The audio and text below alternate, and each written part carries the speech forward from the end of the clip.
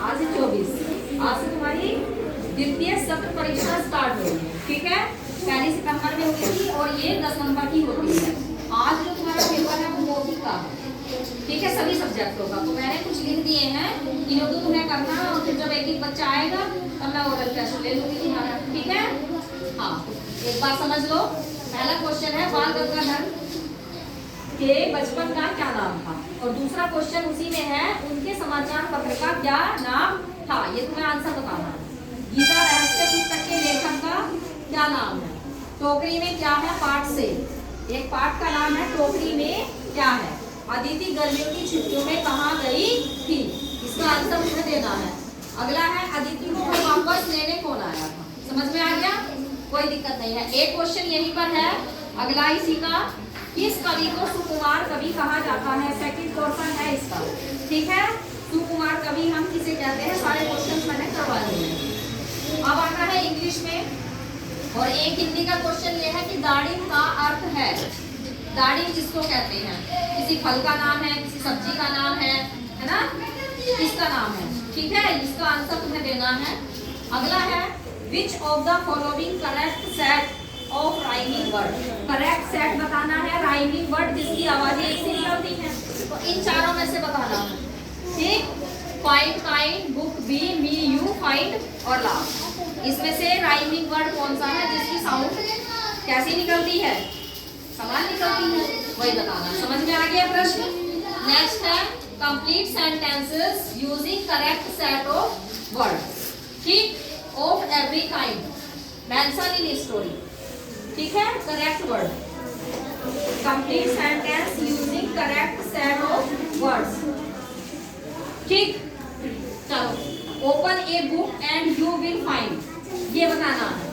Open a book, open a book and you will find, करवाया हुआ question है, करके दिखाना है, कंप्लीट करना है सेंटेंस। क्या आएगा इसमें, ऑफ एवरी काइंड।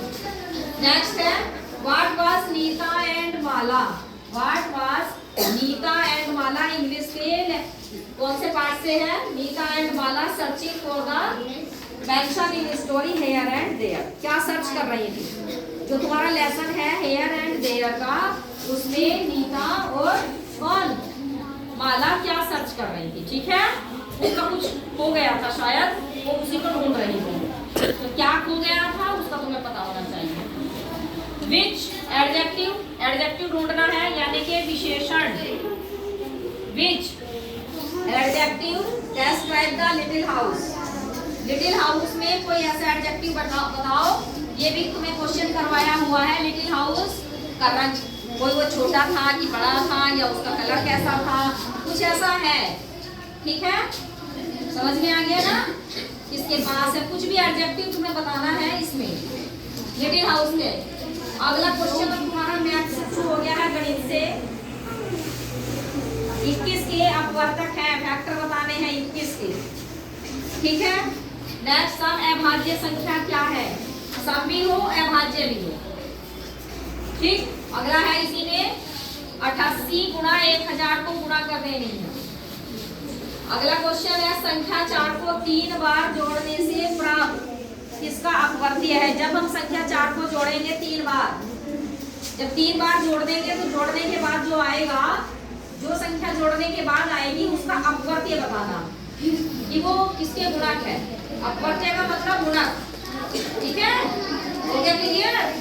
हाँ, डायरेक्ट नहीं पूछा है कि हमें 15 का अपवर्त्य बताओ या हमें 21 के अपवर्त्य बताओ। उन्होंने पूछा है कि पहले आप 4 को 3 बार जोड़ो और जो तुम्हारी संख्या आए उसके बाद उसका अपवर्त्य बताना। आगे का बताना है, पहाड़ा होता है कि फैक्टर, वही अपवर्तक, अपवर्तक और अपवर्त्य, इसको ध्यान में रखकर इसका आंसर देना है। नेक्स्ट संख्या ये है, जो जंतु जल और थल दोनों स्थानों पर, पर्यावरण से क्वेश्चन है, जो जंतु जल और थल दोनों में रहते हैं, पानी में भी रहते हैं, पृथ्वी पर भी, लैंड्स में भी रहते हैं, ठीक है। बताना है पानी में रहने वाले और बाहर थल पर रहने वाले जंतु को क्या कहते हैं। उत्तर प्रदेश का कौन सा जिला इत्र बनाने के लिए मशहूर है। उत्तर प्रदेश का कौन सा जिला इत्र बनाने के लिए, परफ्यूम बनाने के लिए मशहूर है, परफ्यूम बनाया जाता है। जो तुम लगाते हो, क्या बोलते हैं उसको? सेंट, सेंट बोलते हो ना, उसी को इत्र कहते हैं। और उसको परफ्यूम भी कहते हैं। कोई ऐसा जिला है हमारे यूपी में, उत्तर प्रदेश में, ये मशहूर है, वहां बनाया जाता है ये। अगला क्वेश्चन है जंतुओं से प्राप्त भोजन। जंतुओं से प्राप्त भोजन को क्या कहते हैं?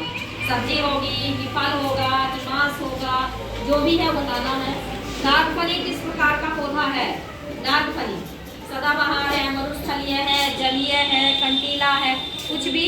मैंने ये तुम्हें क्वेश्चंस करा रखे हैं, इन्हें तुम्हें करने हैं अपनी कॉपी में। आज तुम्हारी सत्र परीक्षा का मौखिक है, तो ये क्वेश्चंस कर लो और उसके बाद में तुम्हारा ओरल टेस्ट लूंगी फिर, ठीक है? समझ में आ गया है? चलो ठीक है।